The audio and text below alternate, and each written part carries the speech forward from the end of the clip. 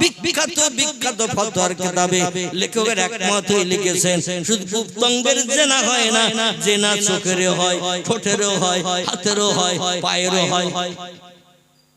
জেনা শুধু গুপ্তাঙ্গের হয় না, ব্যভিচার করলে শুধু জেনা হয় না, জেনা চোখেরও হয়, ঠোঁটেরও হয়, হাতেরও হয়, পায়েরও হয়।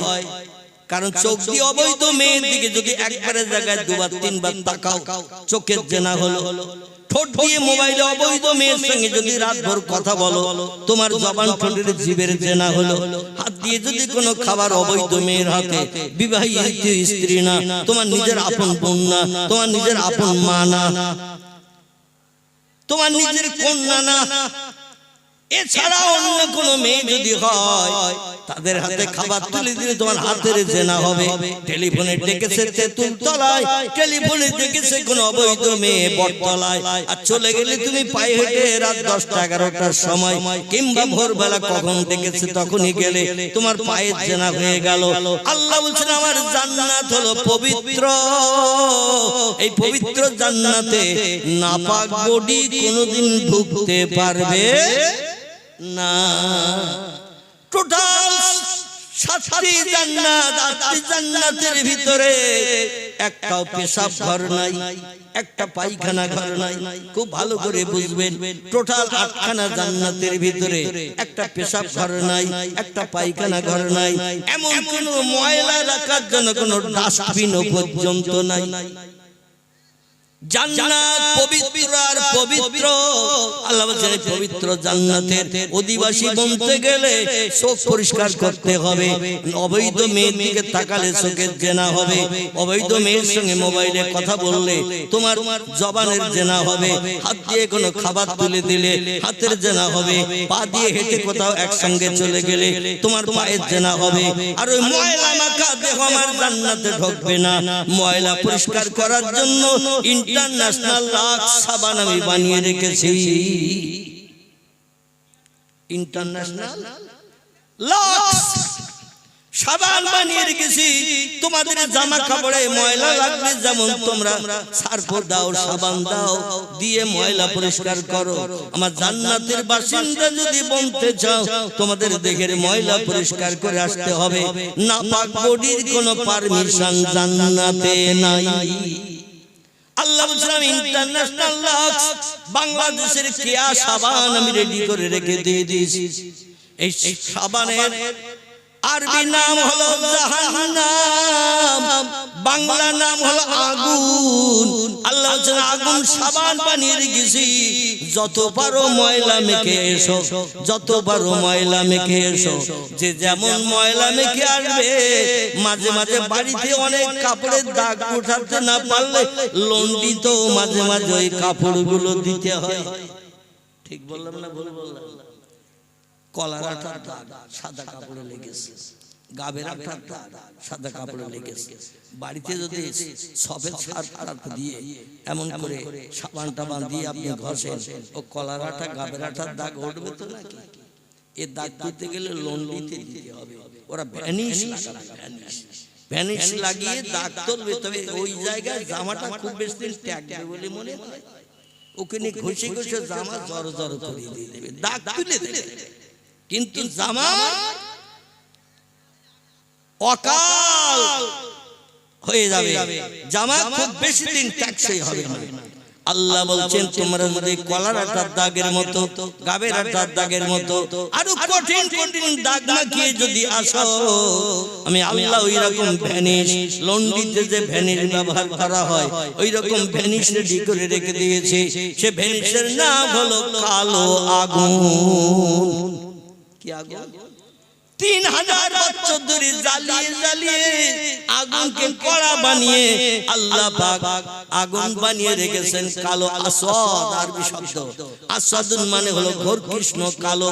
দুইজন অপরাধী জাহান্নামে পাশাপাশি জ্বলবে, কেউ কারো দেখতে পাবে না, শুধু চিল্লানো আওয়াজ শুনতে পাবে, বাপরে গেছি, মারে গেছি, বাঁচাও বাঁচাও বাঁচাও, এইভাবে চিল্লাতে থাকবে আগুনের ভিতরে, কিন্তু কেউ কারো দেখতে পাবে না।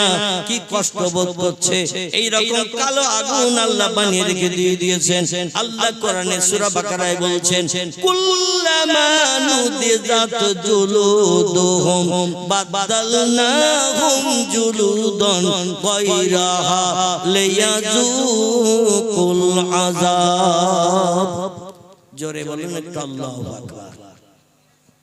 কোরআনের সূরা বাকারা আল্লাহ বলছেন, অপরাধী যারা সাব্যস্ত হয়ে হাসরের মাঠে আসামি সাব্যস্ত হয়ে আমার কাছে যারা অপদার্থ বান্দা হিসাবে বিবেচিত হবে, মিজানের দাড়ি পাল্লায় নেকি বদি ছাপানো হবে, পাপ পুণ্য ছাপানো হবে। ফামাইয়া আমাল মিসকালা যাররাতিন খায়রান ইয়ারা। শস্য দানা পরিমাণ যদি সৎ কাজ কোনো ব্যক্তি করে হাসরে হাজির হয়, কবর থেকে উত্থাপিত হয়ে কবরে যদি হাজির হয়, আল্লাহ বলেন হাসরের মাঠে মিজানের দাড়ি পাল্লা খাড়া করব। দুনিয়ায় যেমন মাল মাপি দেখবেন দাড়ি পাল্লার দুই দিকে দুটো পাল্লা থাকে না, একদিকে বাটখারা আরেক দিকে মাল চাপানো হয়। মালের দিকে মণিকাটা না ঝুঁকলে কেউ 1 কেজি মাল বলে মেনে নেবে। বাটখারার দিকে যদি মণিকাটা ঝুঁকে থাকে বলে আর একটু দাও, বলবে কি? আপনার সবের পাল্লার মণিকাটা যদি সবের দিকে না ঝুঁকে যায়, আপনি অপরাধী সাব্যস্ত হয়ে থাকবেন। আবার পাপের দিকে যদি মণিকাটা ঝুঁকে থাকে, সবের দিকে যদি হালকা থাকে, আপনি অপরাধী সাব্যস্ত হবেন। আল্লাহ জাহান্নাম আপনার আমার জন্য হালাল হবে। জোরে বলুন একটু নাউজুবিল্লাহ। আল্লাহ বলেন, ফামাইয়া আমাল মিসকালা যাররাতিন খায়রান ইয়ারা। শস্য দানা পরিমাণ সৎ কাজ করে হাসরে যদি কেউ হাজির হয়, সেটাও তার চোখে আঙুল দিয়ে দেখিয়ে দেয়া হবে, এই সৎ কাজ তুমি করেছিলে। ওমাইয়া আমাল মিসকালা যাররাতিন শাররান ইয়ারা।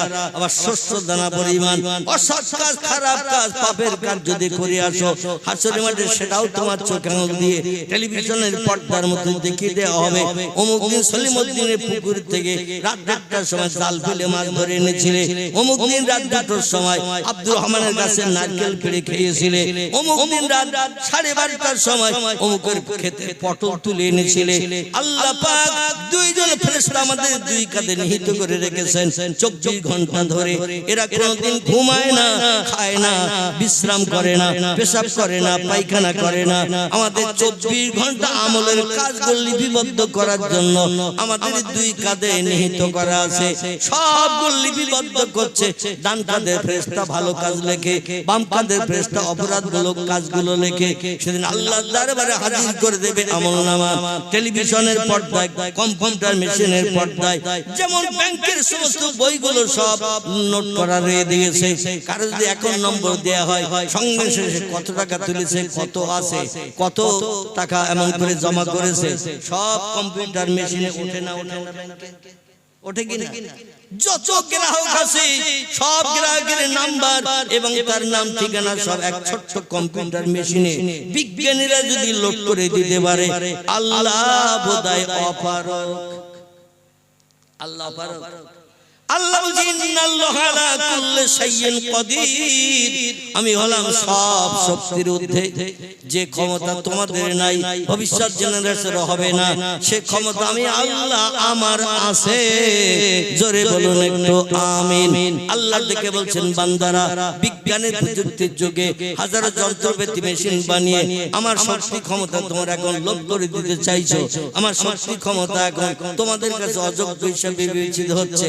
ও বান্দারা, কিয়ামত পর্যন্ত সময় দিলাম, আমার শক্তির সঙ্গে একটু পাল্লা দিয়ে আমার সমতুল্য হও। উপরে যেতে হবে না, আমার সমতুল্য হও, তাহলে বুঝবো আমার থেকে তোমরা ক্ষমতাধর, শক্তিশালী। আমার সমতুল্য একটু হও। বিজ্ঞানীরা ক্যালকুলেটর মেশিন বানিয়েছে, কম্পিউটার মেশিন বানিয়েছে, রিমোট কন্ট্রোল বানিয়েছে, স্যাটেলাইট বানিয়েছে, ইন্টারনেট বানিয়েছে, উপগ্রহ বানিয়েছে, চন্দ্রযান বানিয়েছে, পাতাল রেল বানিয়েছে, রেডিও বানিয়েছে, ভিডিও বানিয়েছে, ভিসিআর বানিয়েছে, কোল্ড স্টোর হিমঘর বানিয়েছে, ফ্রিজ বানিয়েছে। পৃথিবীর বিজ্ঞানীরা মোবাইল মেশিন বানিয়ে তাম দুনিয়া ঠান্ডা করে দিয়ে দিয়েছে। বিজ্ঞান কত কিছু বানালো, তাই বলে কি আল্লাহর উপরে চলে গেছে? আল্লাহ বলছে আমি কোরআনের সূরা বাকারা থেকে তিনটি তত্ত্ব দিলাম আর সময় 10 দিন দিলাম না, 1 মাস দিলাম না, 6 মাস দিলাম না, 1 বছর দিলাম না, 10 বছর দিলাম না, 20 বছর দিলাম না, 50 বছর দিলাম না, 100 বছর সেঞ্চুরি করা পর্যন্ত সময় দিলাম না। যতদিন পশ্চিম দিক থেকে সূর্যোদয় না হবে, পূর্ব দিক অস্তমিত না হবে, ততদিন পর্যন্ত দুনিয়ার বিজ্ঞান দর্শন ইঞ্জিনিয়ার তোমাদের সময় দিলাম। আমার সঙ্গে তোমরা একটু সামঞ্জস্য হও। কি তত্ত্ব? আল্লাহ বলছেন তুলিজুল লাইলা ফিন নাহারে ওয়া তুলিজুন নাহারা ফিল লাইল ওয়া তুখরিজুল হাইয়া মিনাল মাইয়িতি ওয়া তুখরিজুল মাইয়িতা মিনাল হাইয়্যি ওয়া তারযুকু মান তাশাউ বিগাইরি হিসাব। জোরে বলুন একটু আল্লাহু আকবার। আল্লাহ কোরআনের সূরা বাকারায় তিনটি জিনিস সম্পর্কে তত্ত্ব দিয়ে পৃথিবীর বিজ্ঞানীরা বলছেন তোমাদের দৌরাত্ম্য পাওয়ার ক্ষমতা শক্তি কত আর আমার শক্তি পাওয়ার ক্ষমতা কত একটু যাচাই করে নাও, তারপর আমার সঙ্গে পাল্লা দিতে এসো। কি আল্লাহ বলছেন তুলিজুল লাইলা ফিন নাহার। ও দুনিয়ার বিজ্ঞানীরা, দার্শনিকেরা, ইঞ্জিনিয়াররা, ডাক্তার, মাস্টার, ভূতত্ত্ববিদ, ঐতিহাসিক, সাহিত্যিক, ভৌগোলিক, যত দলের উচ্চ শিক্ষিত জ্ঞানী পণ্ডিত তোমরা আছো, আমি আল্লাহ আমার ক্ষমতার সঙ্গে একটু পাল্লা দিয়ে অ্যাডজাস্ট হও। একটি তত্ত্বগুলো আমি রাতের পরে দিন করি, দিনের পরে রাত করি, রাতের বেলা দিন করি, দিনের বেলা রাত করি। কোন একদিন দুপুর বেলা রাত করে দেখাও, কোনদিন একদিন রাত 12টার সময় দিন করে দেখাও, তাহলে দুনিয়ার মানুষ মেনে নেবে আমার বান্দারা আমার মতো ক্ষমতা তোমাদের আছে। বর্তমান প্রযুক্তি যুগের বিজ্ঞানীরা এত কিছু বানানো সত্ত্বেও যদি বলা হয় রাতের বেলা দিন করো, রাত 11টার সময় দিন করো, দিনের বেলা বেলা 2টার সময় তুমি এখন রাতের অন্ধকার নামিয়ে দাও, বিজ্ঞান দায়িত্ব নেবে? কথা বলে দায়িত্ব নেবে? হয়তো বলবে চাচা ব্যস্ত আছে, শ্বশুর বাড়ি যাচ্ছে, বুধবার দিন বাড়ি আসবো, বাড়ি আসলে তুমি একবার তত্ত্বটা তুলে ধরার চেষ্টা করবো। আচ্ছা শ্বশুর বাড়ি যাওয়ার নাম করে চলে গেলে বুধবার আর বাড়ি আসবে বলে মনে হয়? আসবে? ও শ্বশুর বাড়ি ঘর জামাই রয়ে যাবে সারা জীবন। চাচার ভয় আর বাড়ি আসবে না, কারণ বাড়ি গেলে চাচা বলবে এবার সেদিন ব্যস্ত ছিল তাই চলে গিয়েছে শ্বশুর বাড়ি। আজকের বাড়ি এসে একটু রাতের বেলা দিন করো, দিনের বেলা রাত করো, পারবে কেউ? আচ্ছা আল্লাহ কোরআনে শুধু তত্ত্ব দিয়েছে না বাস্তব প্রমাণ দেখিয়েছে? আল্লাহ তত্ত্ব দিয়েছে না বাস্তব প্রমাণ দেখিয়েছে? আসুন কেমন প্রমাণ দেখিয়েছে বা টুকটুক করে একটু তত্ত্ব পরিবেশন করি। আমার ভাইরা আল্লাহ বলছেন অতুখরিজুল হাইয়া মিনাল মাইয়িতি অতুখরিজুল মাইয়িতা মিনাল হাইয়্যি। আমি মরাকে জিন্দা করি আবার জিন্দাকে এক ভূতে মারি। তোমাদের কত বড় শক্তি ক্ষমতা পাওয়ার যন্ত্রপাতি মেশিনারি আছে, একবার প্রমাণ করে দেখাও। মরাকে জিন্দা করে দেখাও, জিন্দাকে দূরে দাঁড় করে রেখে মুখের কথায় তুমি তারে মৃত্যুবরণ করাও। ইনজেকশন পুশ না করলে, এমন করে কোন খারাপ ওষুধ পান না করালে কোন ব্যক্তির মরণ হবে নাকি? কোন ব্যক্তি ইনজেকশন পুশ না করলে মরণ হবে না? দূর থেকে দাঁড়িয়ে যদি কেউ বলে মরো, মরবে? মরবে? আবার কোন মরা মানুষকে যদি বিজ্ঞানীদের বলা হয় যত যন্ত্রপাতি মেশিনারি আছে সব ব্যবহার করো, মরার একটু জিন্দা করো, 3 মিনিট আগে মারা গেছে, 10 মিনিট আগে মারা গেছে। ও রাশিয়ার বিজ্ঞান, আমেরিকার বিজ্ঞান, ইংল্যান্ডের বিজ্ঞান, হল্যান্ডের বিজ্ঞান, পোল্যান্ডের বিজ্ঞান, নামি দামি বিজ্ঞানীরা এসে তো তোমাদের দেশ থেকে এরোপ্লেনে করে আমাদের কলকাতা দমদম এয়ারপোর্টে, ওখান থেকে 4 চাকা এসে গাড়িতে করে এনেছে এই কুলিয়া গ্রামে। এই লোকটা মারা গেছে 3 মিনিট আগে, 5 মিনিট আগে। এই লোকটা একটু প্রাণ ফিরিয়ে দিয়ে যাও, যত টাকা চাইবে দেব, এলাকার জমি যদি চাও তাও দেব, যেটা চাইবে দেব, মরা মানুষটারে জিন্দা করো। দায়িত্ব নেবে কেউ? একটু কথা বলে বলে আগে যদি খবর পেতাম তো আসতাম না, এ বলবে না? বলবে না? আমার ভাই আল্লাহ বলছেন রিজিক রুজির মালিক আমি আল্লাহ, ওয়াতারযুকু মান তাশাউ বিগাইরি হিসাব। রিজিকের মালিক আমি আল্লাহ, কাউরে না খাইয়ে মারি না, যে যা খাই সব খেয়েই মরে। আমার রিজিক ছাড়া একটা দানা বেশি কেউ খেতে পারে না, একটা দানা কেউ কম খায় না। সব আমারই রিজিকের উপরই সব সৃষ্টি নির্ভর করে। জোরে বলুন একটু সুবহানাল্লাহ। যদি বলেন হোয়াট ইজ দ্য ডকুমেন্ট, তার প্রমাণ, তাহলে একটু তত্ত্ব দেব। এই পৃথিবীতে আমরা মানুষ ছাড়া খুব ভালো করে বুঝবেন, আমরা মানুষ ছাড়া যত সৃষ্টি আছে ওরা আমাদের মতো 5 পাটি চাল ঘরে কারা মজুত রাখে। বাঘ, ভাল্লুক, হাতি, সিংহ, গন্ডার, ইঁদুর, কুকুর, বিড়াল, সাপ, বিচ্ছু, ব্যাঙ, মাছি, মশা, পিপিলিকা, কীট পতঙ্গ, জীব জন্তু, তারা আমাদের মতো খাবার ঘরে 5 পাটি চাল জোগাড় রাখে, রান্না করার জন্য কাঠ জোগাড় করে রাখে, তারা পুকুরে মাছ পুষে রাখে, খেতে ফসল তৈরি করে রাখে। কিন্তু তাই বলে তারা তো কিচ্ছু রেডি করে না, কিন্তু তারা কি না খেয়ে মরে? না খেয়ে মরে। আল্লাহ বলছেন ওয়াইন মিন শাইইন ইল্লা ইউসাব্বিহু বিহামদিহি। পৃথিবীতে যত সৃষ্টি আছে রিজিকের জন্য আমি আল্লাহ আমার নামের স্মরণ করে, আমার নামের তাসবিহ পড়ে। সুবহানাল্লাহ, আলহামদুলিল্লাহ, আলা ইলাহা ইল্লাল্লাহ। আমি আল্লাহ আমার নামের তাসবিহ যখন পড়ে, আমি একটা সৃষ্টি অনাহারা করে মারি না। পৃথিবীতে মানুষ ছাড়া বর্তমান সৃষ্টির সংখ্যা বিজ্ঞানীরা স্যাটেলাইটের মাধ্যম দিয়ে ধরে তথ্য দিয়েছে, পৃথিবীতে সৃষ্টির সংখ্যা বর্তমানে বাড়তে বাড়তে 1.5 লক্ষ হয়ে গেছে। আল্লাহ পৃথিবীতে সৃষ্টি পাঠিয়েছিলেন, তাফসীরের কিতাবে এসেছে 18,000। কতটা বললাম? দুনিয়ার সৌন্দর্য সৃষ্টির জন্য, দেখতে মনোরম সুন্দর দেখানোর জন্য আল্লাহ পৃথিবীতে সৃষ্টি পাঠিয়েছিলেন অতীতকালে 18,000। তাফসীরে রুহুল বায়ান, তাফসীরে মাওজিহুল কোরআন, তাফসীরে বায়ানুল কোরআন, তাফসীরে বাইজাবি, তাফসীরে কাশফ, তাফসীরে জালালুল কোরআন, তাফসীরে মারিফুল কোরআন, তাফসীরে ইবনে কাসির। এতগুলো তাফসীরের ভিতরে লেখকেরা লিখছেন দুনিয়ায় আল্লাহ সৃষ্টি পাঠিয়েছিলেন সৌন্দর্যমণ্ডিত করে, দর্শনীয় করে দেখানোর জন্য 18,000। বর্তমানে 18,000 থেকে হাইব্রিড প্রোডাকশন বাড়তে বাড়তে বাড়তে বাড়তে বিজ্ঞানীরা স্যাটেলাইট নামক তীক্ষ্ণ যন্ত্র বানিয়েছে, যে তীক্ষ্ণ যন্ত্রের মাধ্যম দিয়ে আটলান্টিক মহাসাগরের পানির উপরে লাইট মেরেছে, 14,500 ফুট পানি ভেদ করে তলায় কি আছে মানুষকে দেখিয়ে দিয়েছে। পৃথিবীর বিজ্ঞানীরা এই স্যাটেলাইটের তীক্ষ্ণ যন্ত্র আলো বানিয়ে দুনিয়ায় কোথায় কি আছে না আছে, পাহাড়ের ভিতরে কি আছে তাও পর্যন্ত মানুষকে দেখিয়ে দিয়েছে। এই জন্য সৌদি আরবের দেশে প্রিয় নবী মুহাম্মদ রাসূলুল্লাহ রওজা মুবারক যে দেশে, এই দেশটির নাম কি, জায়গাটির নাম নবীজির কবর মাজার যেখানে, এই জায়গাটার নাম কি? এই জায়গাটার নাম আল মদিনাতুল মুনাওয়ারা। একটু জোরে বলবে যাতে আমি অন্তত আদম শুনতে পাই। মদিনা, এই মদিনা থেকে উত্তর দিকে 3 মাইল দূর। কমাইল 3 মাইল দূর, 4.5 কিলোমিটার দূরে একটা পাহাড় দাঁড়িয়ে আছে, প্রায় 24 কিলোমিটার লম্বা। কতটা বললাম? 24 কিলোমিটার লম্বা একটা পাহাড় দাঁড়িয়ে আছে। এই পাহাড়টির নাম হলো ওহদ।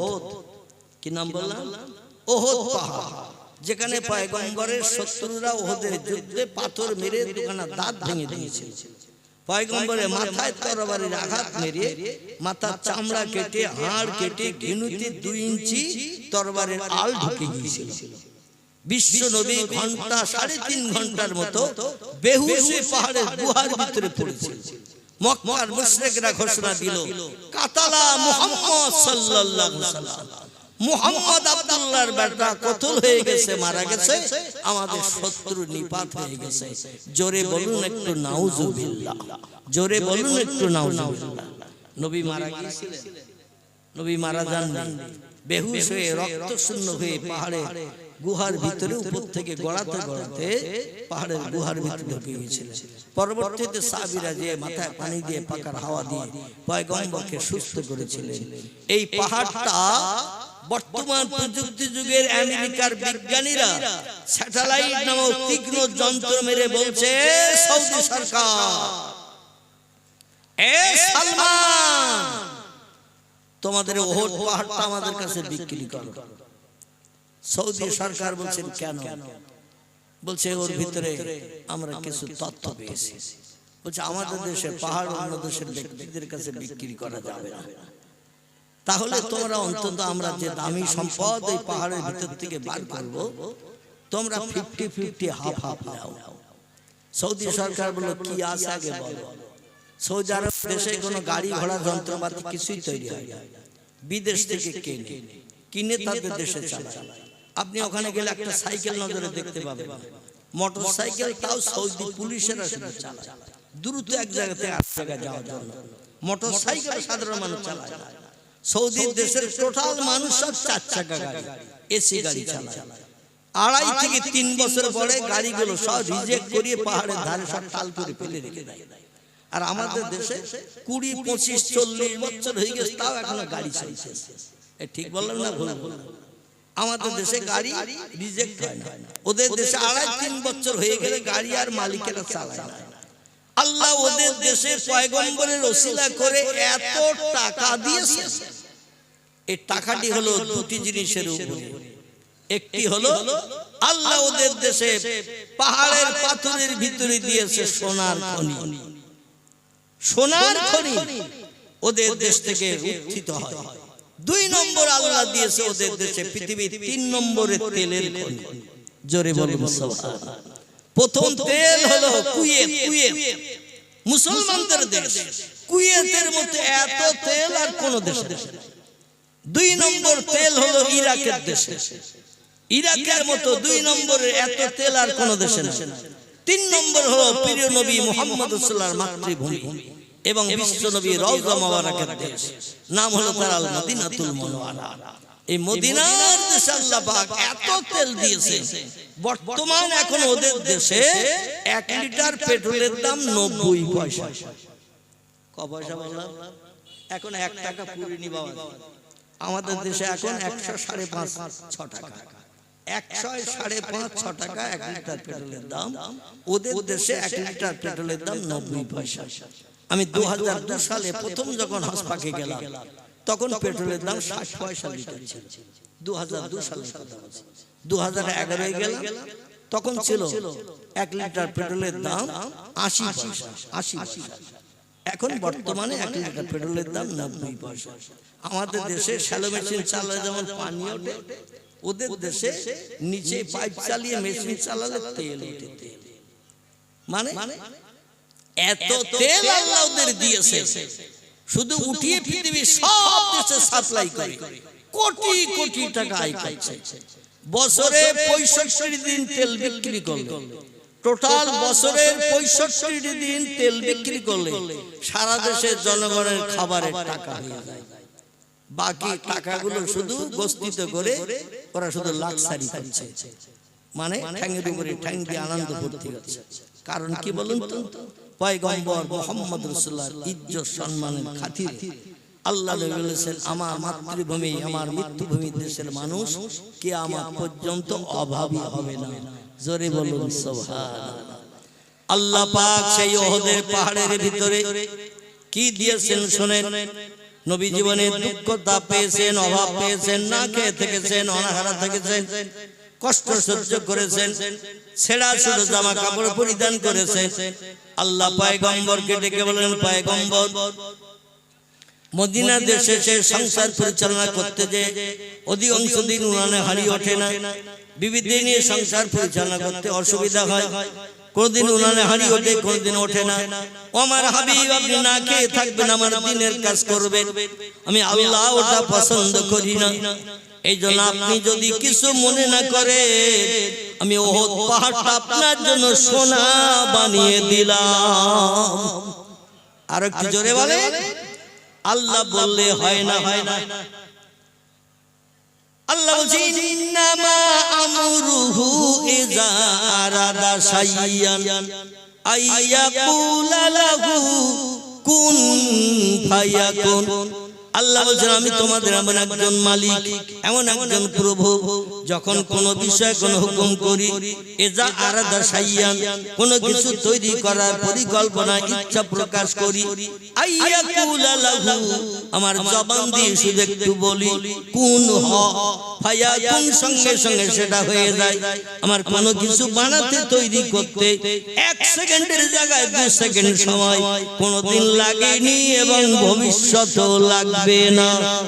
লা তাখুযুহু সিনাতু ওয়ালা নাওম, আমি একজন প্রভু, আমার জীবনে কোনদিন ঘুম লাগে না, ইচ্ছা করেও ঘুমাই না, আমি পেশাব করি না, পায়খানা করি না, খাই না, ঘুমাই না, রোগ বেমারি হয় না। অতীতে ছিলাম যেমন, বর্তমানে আছি তেমন, ভবিষ্যতেও থাকবো তেমন। না বুড়ো হবে আল্লাহ, ভবিষ্যতেও থাকবেন তেমন। আল্লাহু হাইয়ুল কাইয়ুম, তিনি অতীতে ছিলেন, বর্তমানে আছেন, ভবিষ্যতেও থাকবেন না, মরবেন। কুল্লু নাফসিন যায়িকাতুল মাউত, আল্লাহ বলেন সব সৃষ্টির মরণ হবে, প্রত্যেক সৃষ্টির মরণের আশ্বাস চাকানো হবে, কিন্তু আমি আল্লাহ, আমার মরণ হবে না। জোরে বলুন একটু সুবহানাল্লাহ। সে আল্লাহ বলছেন, আপনি যদি মনে করেন রাতের বেলা সন্তর্পণে গোপনে একটু পাহাড়ের ধারে আসবেন, যেখানে বসবাস করছেন আল মদিনাতুল মুনাওয়ারা, আপনার হাতে গড়া মসজিদ, মসজিদের নাম হলো মসজিদে নববী। এই মসজিদে নববীর পূর্ব ধারে, দক্ষিণ পূর্ব কর্নারে রাসূল বিবিদের নিয়ে বসবাস করতেন। এখনো সেই ঘরটি আছে, ঘরটাই বিশ্বনবীর রওজা মোবারক। জোরে বলুন সুবহানাল্লাহ। এই ঘরটা ছিল হযরতে মাইশাতুল হুমায়রা রাদিয়াল্লাহর ঘর। আমার ভাইরা, এই ঘরেই নবীজি কবরস্থ হয়েছেন। যাই হোক, ওখান থেকে 3 মাইল মানে 4.5 কিলোমিটার উত্তর দিকে গেলে আপনি পাহাড়টা এখনো গেলে দেখতে পাবেন, পশ্চিমে এমন করে পূর্বে লম্বা হয়ে পাহাড়টা আছে, প্রায় 24 কিলোমিটারের মতো লম্বা পাহাড়। আল্লাহ বলে ওই পাহাড়টা আপনার জন্য সোনা বানিয়ে দিয়ে দিলাম, তবে আপনি দিবালকে টাকে আসবেন না, একটু গোপনে আসবেন, কারণ আপনি সোনা বার করে নিয়ে গেলে কেউ দেখতে পেলে পাহাড়ের তলায় সোনা রাখবে না। আচ্ছা, আমরা যদি এরকম মাঝে মাঝে রাতের বেলা ঘুমিয়ে স্বপ্ন দেখি, উত্তর মাঠে কুলতলায় কুল গাছের গোড়ায় 1 কলসি সোনা পোতা দিয়েছে, টাকা দিয়েছে, রাতের বেলা ঘুম থেকে যদি আমরা ভেঙে উঠি তো পরের দিন সকালবেলা আগে দৌড়ে শাবল টাবল নিয়ে খুঁজতে কিনা, রাতের বেলা ঘুমিয়ে দেখেছি উত্তর মাঠে কুল গাছের গোড়ায় 1 কলসি টাকা দিয়েছে, সোনার টাকা, রূপার টাকা। আমরা খুঁজতে যাব না, যাব না। পয়গম্বর মুহাম্মদ রাসূলুল্লাহ আল্লাহ বলেন, আপনি যেন লোক দেখিয়ে যাবেন না, যখন প্রয়োজন মনে করবেন একটু সন্তর্পণে গোপনে যাবেন, কেউ যেন দেখতে না পায়। কারণ সব মানুষের মন মস্তিষ্ক তো একরকম না, সবার আচার ব্যবহার তো একরকম না। যদি মানুষ দেখতে পায় তাহলে ওরা সব উঠিয়ে নিয়ে চলে যায়। রাসূল বললেন, আল্লাহ আপনার ফেরেশতা জিবরিল আমিন মারফত শুনেছি, হাসরের মাঠে গরীব দুঃখীরা জান্নাতে যাবে ধনীদের 500 বছর আগে। কতদিন? ধনীদের 500 বছর আগে গরিবেরা জান্নাতে যাবে। গরিবেরা ভালো মন্দ খেতে পায় না, ভালো কাপড় চোপড় পরতে পারে না, ভালো জায়গায় বিশ্রাম নিতে পারে না, তবু আল্লাহর ইবাদত বন্দেগী পরিত্যাগ করে না, 5 ওয়াক্ত জামাতে নামাজ পড়ে, রমজানের রোজা রাখে, সকাল সন্ধ্যা কোরআন তেলাওয়াত করে। এই জন্য আমি ধনীদের 500 বছর আগে গরিবদের আমি জান্নাতে ঢুকিয়ে দেব। 500 বছর জান্নাতের সুখ ভোগ করার পরে তারপরে ধনীদের বিচার আচার শুরু করব। হাসরে মাঠটা হবে 50 আলফা সানা মিম্মা তাউদ্দুন। নবী বলছেন, যেভাবে তোমরা দিন গণো, ওইভাবে মাস গণো, ওইভাবে বছর গণো। 50,000 বছর গণনা করতে যত ঘন্টা হয়, একটা দিন করব তত ঘন্টা। একটা দিন তত ঘন্টা, একটা দিন গুনি কত ঘন্টা? চাচাজি 24 ঘন্টা একটা দিন। দেখবেন আমাদের ঘড়িতে কিন্তু 12 ঘন্টার পর আবার পাল্টে যায়, ঠিক কি না? 12-র পরে একটা, একটার পরে দুটো, দুটোর পরে তিনটে চলে না? আপনি কলকাতা এয়ারপোর্টে যাবেন, শিয়ালদা রেল স্টেশনে যাবেন, হাওড়া স্টেশনে যাবেন, কলকাতা রিজার্ভ ব্যাংকে যাবেন, ওখানে কিন্তু 12 ঘন্টার দিন গণা হয় না, ওখানে ঘড়ি লাগানো রয়েছে 24 ঘন্টার। 12 পরে 13, 13 পরে 14, 14 পরে 15, এইভাবে 24 পর্যন্ত এমন করে কাঁটার ঘড়ি লাগানো আছে। শিয়ালদা স্টেশনে যাবেন, হাওড়া স্টেশনে যাবেন, একই ঘড়ি দেখতে পাবেন। আমার আল্লাহ পাক বলছেন বান্দারা ওই যে 24 ঘন্টার হাফ ডে হাফ নাইট, অর্ধেক দিন অর্ধেক রাত, দুটো মিলে একটা দিন, এইভাবে গণনা করতে থাকো। এক মাস গুনলে যত ঘন্টা, এক বছর গুনলে কত ঘন্টা, 50,000 বছর গণনা করলে যত ঘন্টা, একটা দিন বানাবো তত ঘন্টার। সেদিন সূর্য উদয় হবে ভোরবেলা গাছের মাথা দিয়ে পশ্চিম দিকে, পূর্ব দিকে ডুবতে সময় লাগবে 50,000 বছরের সময়। বান্দারা অধৈর্য প্রকাশ করবে। আর 1 মাইল মাথার উপরে, মতান্তরে তিরমিজি শরীফের হাদিস, নবী বলছেন হাফ মাইল মাথার উপরে সূর্য নেমে আসবে। বর্তমান প্রযুক্তি যুগের বিজ্ঞানীরা বলছেন পৃথিবীর জমিন থেকে সূর্যের দূরত্ব 9,30,00,000 মাইল দূর। এই পৃথিবীর জমিন থেকে সূর্যের দূরত্ব 9,30,00,000 মাইল দূর। বিজ্ঞানীরা যে খবর জানে না, বিজ্ঞানীরা যে খবর রাখে না, সেই খবর আমাদের পয়গম্বর রাখেন না। আমাদের পয়গম্বর সে খবর রাখেন না। আল্লাহ নবী বলছেন ইন্নামা বুইস্তু মুআল্লিমান, ও বিশ্ববাসী তোমরা শোনো, আমি মুহাম্মদ রাসূলুল্লাহ হলাম तमाम বিশ্ববাসীর শিক্ষক, तमाम বিশ্ববাসীর টিচার, तमाम বিশ্ববাসীর প্রফেসর, অধ্যক্ষ, অধ্যাপক আমি। আমার মতো জ্ঞান অতীতে কারো ছিল না, বর্তমানে নাই, ভবিষ্যতে কোনো নাতি নাতকুড়ের হবে না। আমি হলাম পৃথিবীর সেরা জ্ঞানী। জোরে বলুন একটু আমিন। কিন্তু নবীজির বাল্যকালের জীবনে আলগা করে দেখা যায় নবী কোনো প্রাইমারি স্কুলে ভর্তি হয়নি, কোন হাই স্কুলে জীবনে যায়নি, কোন কলেজের দরজা চৌকাঠ পার হয়নি, কোন বিশ্ববিদ্যালয়ে নজরও দেখেননি। বিশ্ব নবীর কাছে খাতা কলম দিলে নাম লিখতে পারতেন না, একটা বই দিলে নবী পড়তে পারতেন না। নবীজি কোনো সাহিত্য রচনা করেনি, নবীজি কোনো কবিতা লিপিবদ্ধ করেননি। কিন্তু নবী বলছেন আমি तमाम বিশ্ববাসীর শিক্ষক। বর্তমান প্রযুক্তির যুগে এটাকে আমাদের পক্ষে মানা সম্ভব হবে না? আমাদের পক্ষে মানা সম্ভব হবে? আমরা তখনই মানব।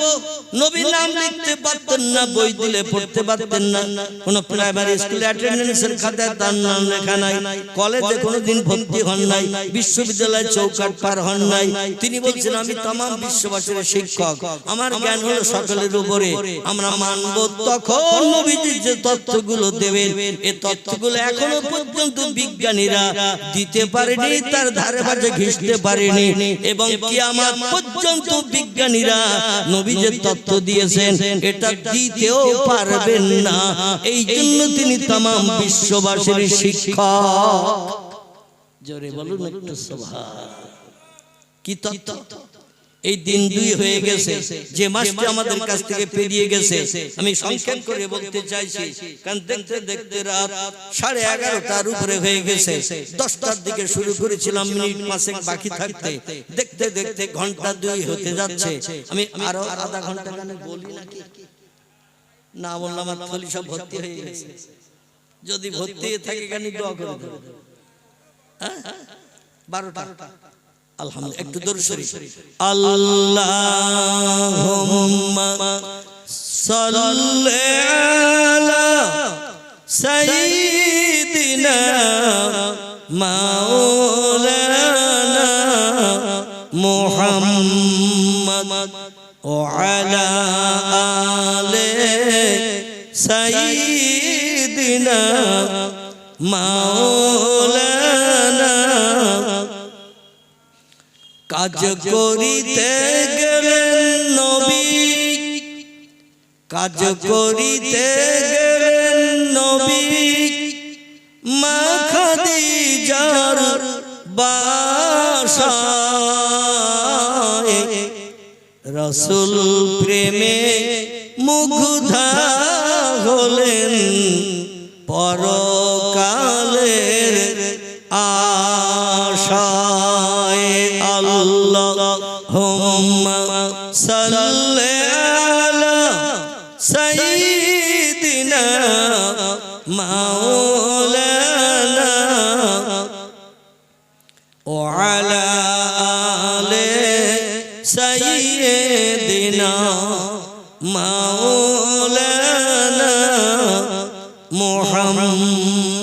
মুহাম্মদ এখান থেকে দিন দুই আগে আমাদের কাছে আরবি একটি মাস ছিল।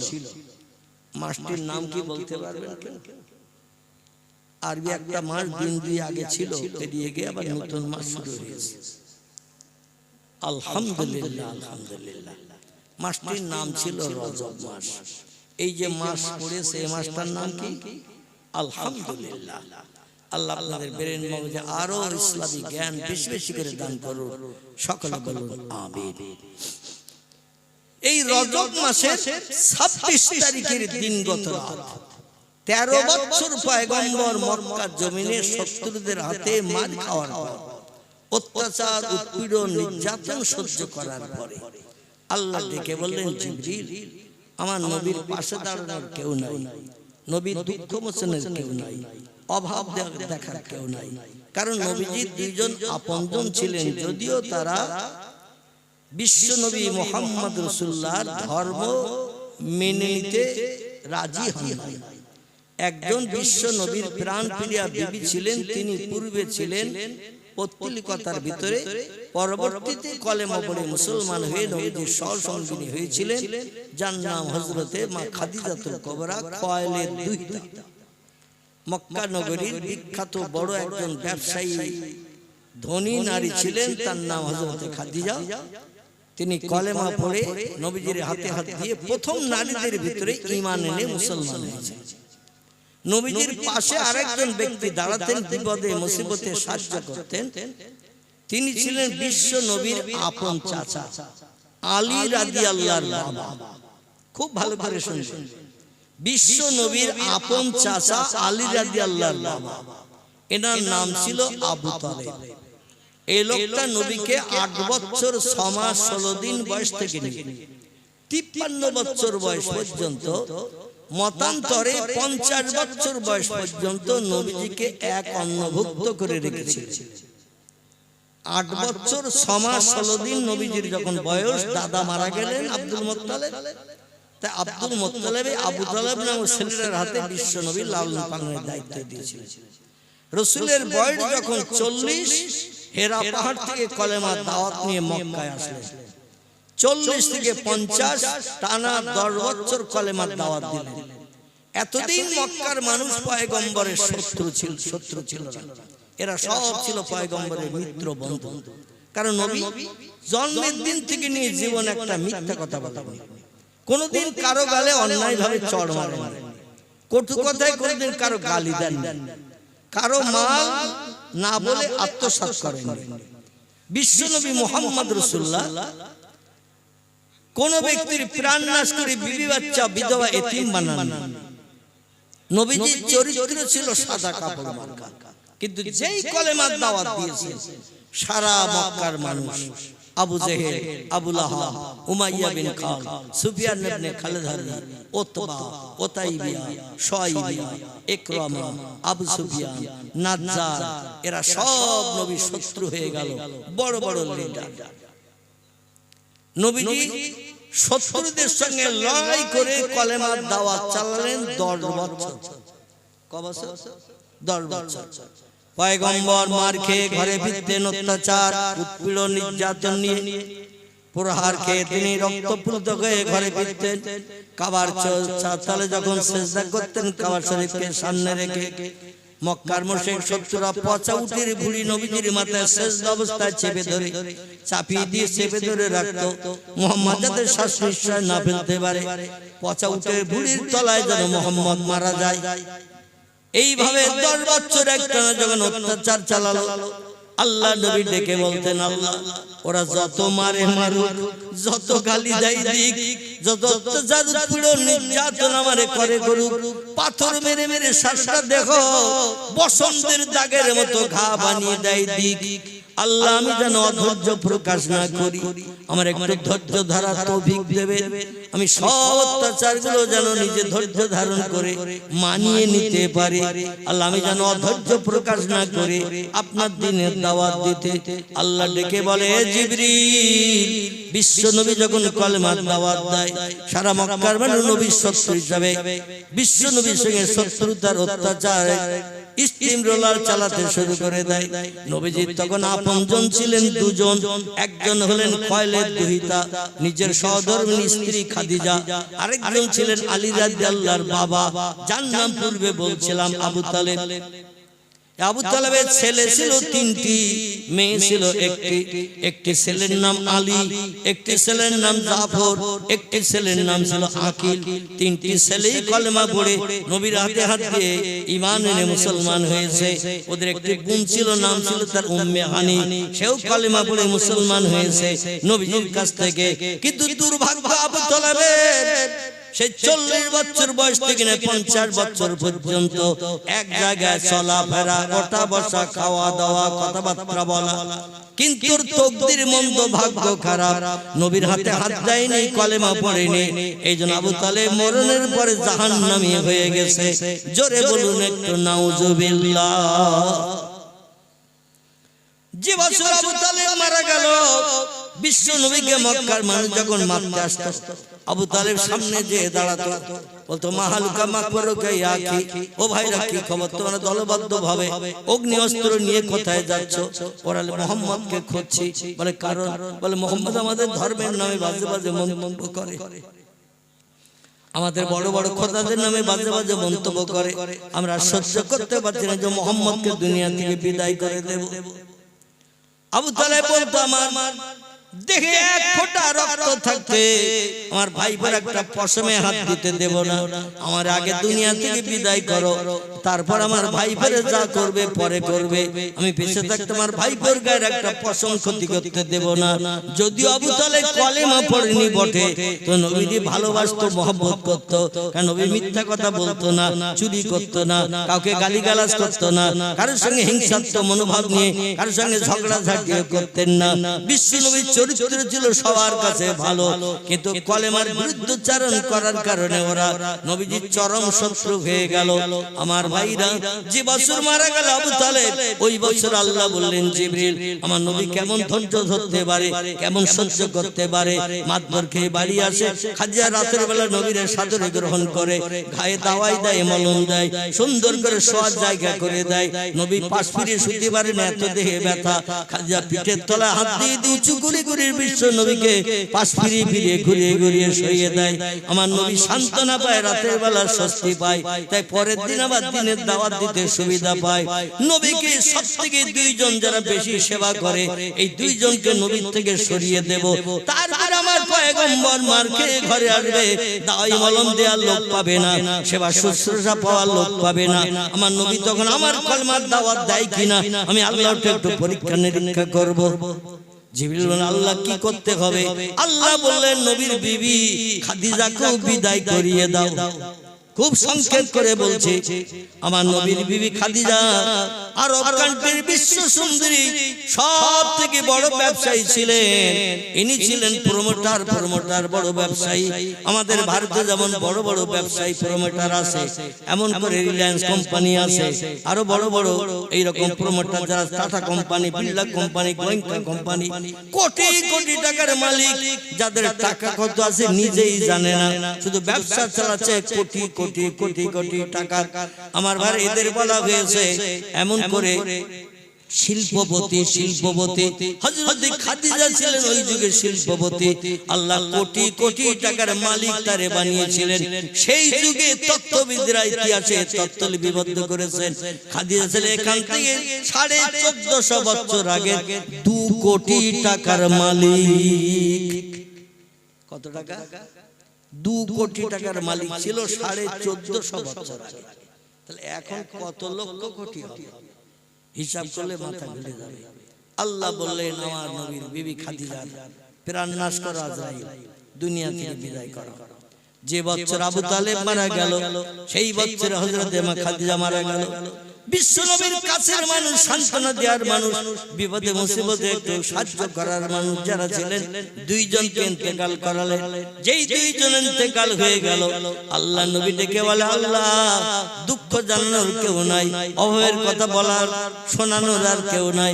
ও আল্লাহ আমি যেন অধৈর্য প্রকাশ না করি, অধৈর্য হয়ে না পড়ে আমার একটু ধৈর্য ধরার তৌফিক দাও, যাতে আপনার কলেমার দাওয়াত যতদিন আমার প্রাণ আছে, জীবন আছে, আপনার হুকুমের মান্যতা দিয়ে আমি কলেমার দাওয়াত দিতে পারি। একটানা 50 বছর থেকে 53, এই 50 বছর বয়সে আবু তালেব মারা গেল, হযরতে খাদিজা মারা গেল, নবীর বয়স তখন 50। এই 50 থেকে 53 3 বছর কাল পয়গম্বর স্ত্রী হারা, চাচা হারা, পাশে দাঁড়ানোর কেউ নাই, সান্ত্বনা দেওয়ার কেউ নাই, দুঃখের কথা শোনার কেউ নাই। বিশ্বনবী অবস্থায় কাল কাটালেন, কলেমার দাওয়াত বন্ধ করেন নাই। জোরে বলুন একটু সুবহানাল্লাহ। আমরা যদি বুঝি ওখানে গেলে বিপদ হবে, আমরা হয়তো যেতে চাইবো, কিন্তু আমাদের বউ বাচ্চারা কি যেতে দেবে? ওখানে শত্রু অগ্নিয়াস্ত্র নিয়ে আসে, তরবারি নিয়ে, লাঠি নিয়ে দাঁড়িয়ে রয়েছে, তুমি গেলে মারবে। আমরা হয়তো বলো যাবো, আমি ঘরে থাকবো না, হয়তো মেজাজ গরম করে রাগের বশে যেতে চাইবো, বিবি বাচ্চা পায়ে জড়িয়ে ধরবে না, যেও না তুমি, গেলে তোমার প্রাণ নাশ করে দেবে, আমরা এতিম হয়ে যাব, স্বামী হারা হয়ে যাব, সন্তানেরা বাপ হারা এতিম হবে। আল্লাহ নবী এমন সান্ত্বনা দেওয়ার কেউ নাই। 3 বছর একটানা পয়গম্বর যখন কলেমার দাওয়াত পূর্বে যেমন চালিয়েছেন, স্ত্রী এবং চাচা মারা যাওয়ার পরও তেমন চালিয়েছেন। আল্লাহ ডেকে বললেন, জিবরিল যাবে দুনিয়া, এই জিবরিল তাড়াতাড়ি করে পৃথিবীতে যা। আমি বিশ্ব নবীকে পরীক্ষা নিয়ে দেখলাম, তিনি আমার প্রেমে ফার্স্ট ক্লাস পাস, আমার প্রেম মোহাম্মতে আমার হাবিব ফার্স্ট ক্লাস পাস। আমি আর আমার হাবিবের পরীক্ষা নেব না, কারণ লাউলা কাল্লামা খালাকতুল আফলাক, আমি সৃষ্টির পূর্বে মুহাম্মদ রাসূলুল্লাহ নূর যদি না বানাতাম, আমি কোন সৃষ্টি বানাতাম না।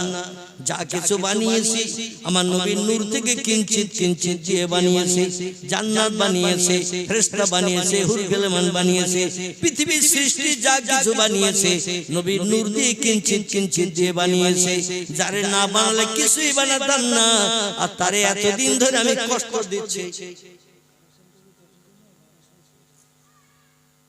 সময় তো আর খুব বেশি বাকি নেই, এত সময় তো আপনারা বলেননি। যাই হোক আমার ভাইরা, পয়গম্বর মুহাম্মদ রাসূলুল্লাহ সাল্লাল্লাহু আলাইহি ওয়াসাল্লাম মক্কার কাবার চাদরে শত্রুদের কবল থেকে মুক্তির জন্য হাতিমের ভিতরে শুয়ে রয়েছেন। কাবা শরীফের উত্তরে একটা বেকা প্রাচীর আছে। হাজী সাহেবরা যারা হজ করেছেন দেখে এসেছেন, উমরা করতে যারা গেছেন তারাও দেখে এসেছেন, একটা বেকা প্রাচীর পশ্চিম মাথা থেকে পূর্ব মাথায় লাগানো বেকানো একটা প্রাচীর। এই প্রাচীরের ভিতরে রাতের বেলা বিশ্রাম করছেন, ঘরে আর থাকেন না, কারণ ঘরে থাকলে প্রাণ নাশ করে দেবে ওরা। এই ভয়ে নবীজিকে জিবরিল বললেন, আপনি প্রতিদিন আলাদা আলাদা জায়গায় থাকবেন, এক জায়গায় আপনারা যেন ওরা খুঁজে না পায়। নবী সেদিন কাবার চাদরে আছেন, আল্লাহ বলছেন জিবরিল রে যা, আমার নবীর বাড়ি ঘর থাকতে নবী ফাঁকা জায়গায় কাবার চাদরে শুয়ে রয়েছে হাতিমের পাশে, আমি আল্লাহর সহ্য করতে পারি না, তাড়াতাড়ি আমার নবীর কাছে যা। তবে যাওয়ার সময় জান্নাত থেকে একটা রকেট নিয়ে যা, উপগ্রহ নিয়ে যা, আমার নবীর ওই রকেটে চাপিয়ে নিয়ে পৃথিবীর 3টি দেশ ভ্রমণ করিয়ে আমি আল্লাহ আমার কাছে আমার পয়গম্বরে নিয়ে আসবে।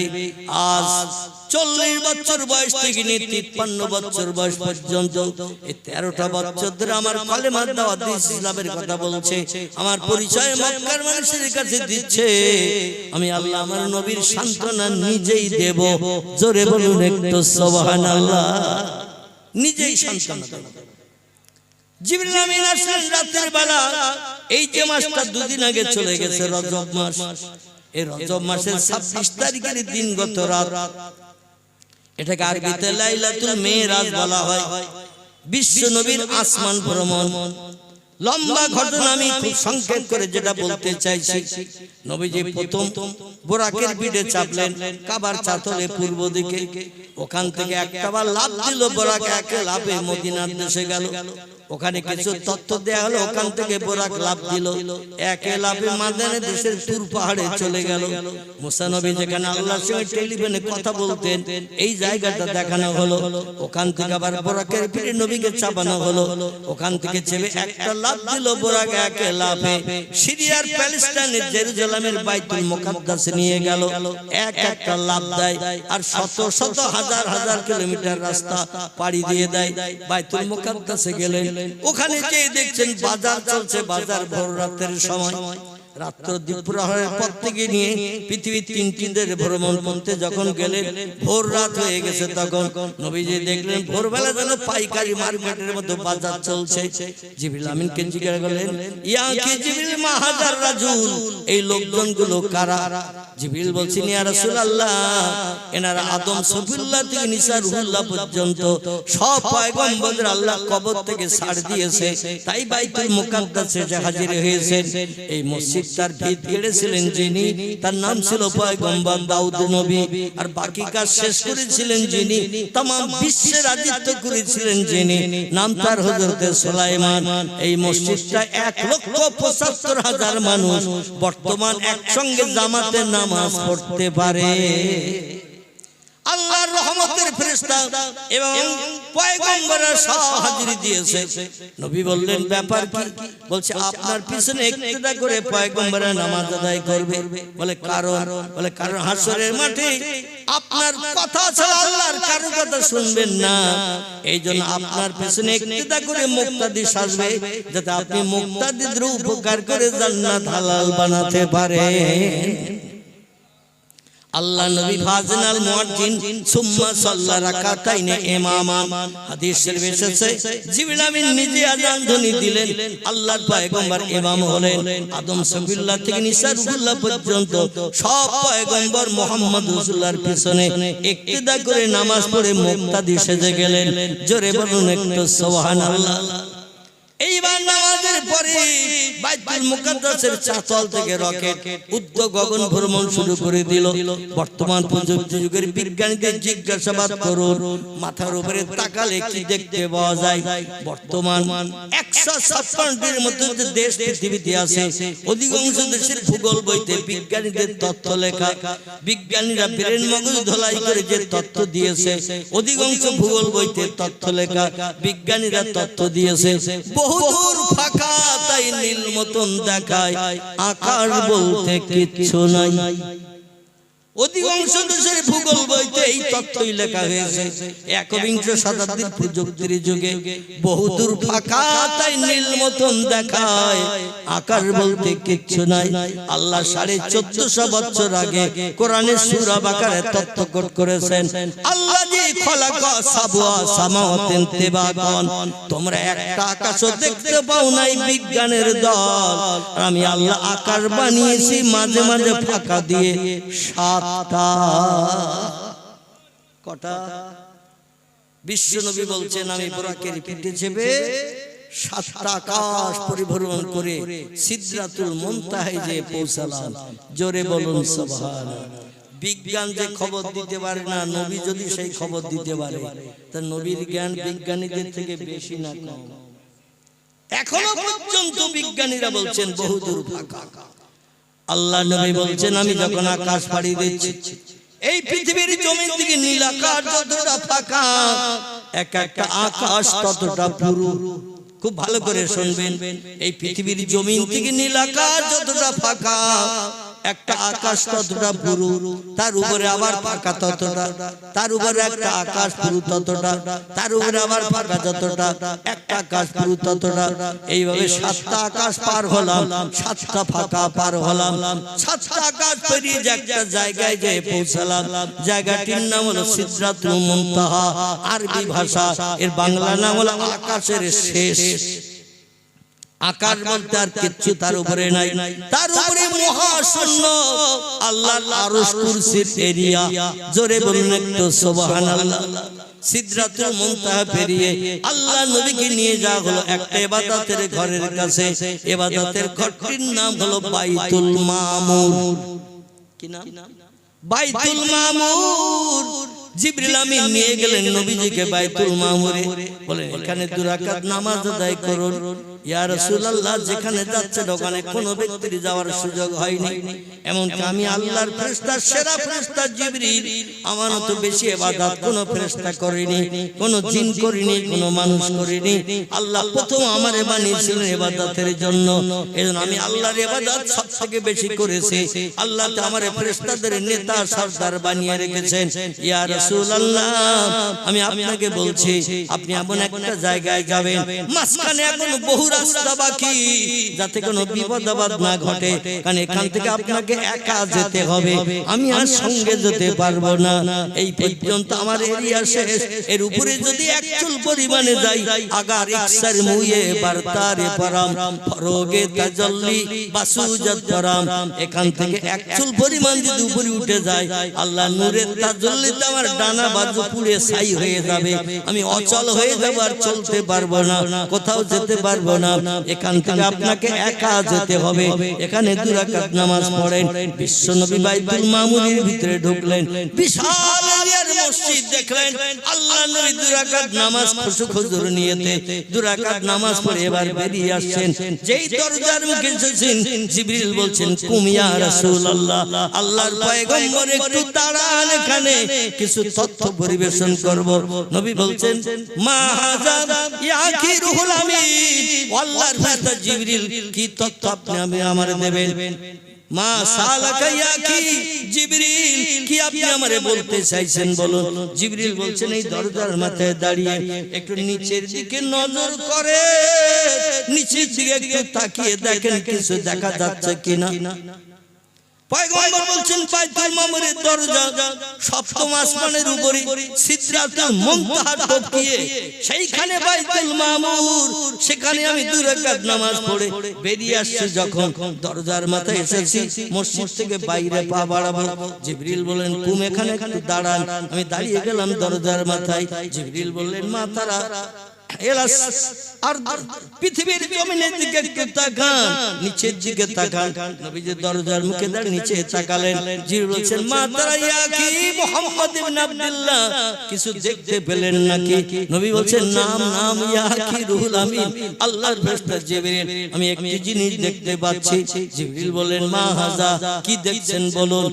জি আল্লাহ। নবী বললেন, শুনুন, আমি দেখছি আমার মাতৃভূমি মক্কার কাবা ঘর সরাসরি দরজার নিচে দেখতে পাচ্ছি। নারায়ে তাকবীর।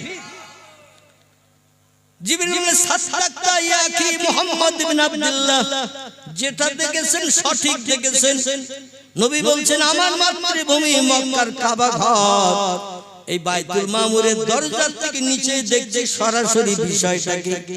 জিবরিল বলেন, আল্লাহ আসমানের মাঝখানে বাইতুল মামুর বানিয়েছেন, আর तमाम পৃথিবীতে 256টি দেশ, এই 256টি দেশের ভিতরে পৃথিবীর মাঝখান কোন জায়গা নির্ণয় করে আল্লাহ কাবা ঘর আপনার মাতৃভূমিতে বানিয়ে রেখেছেন। জোরে বলুন একটু সুবহানাল্লাহ।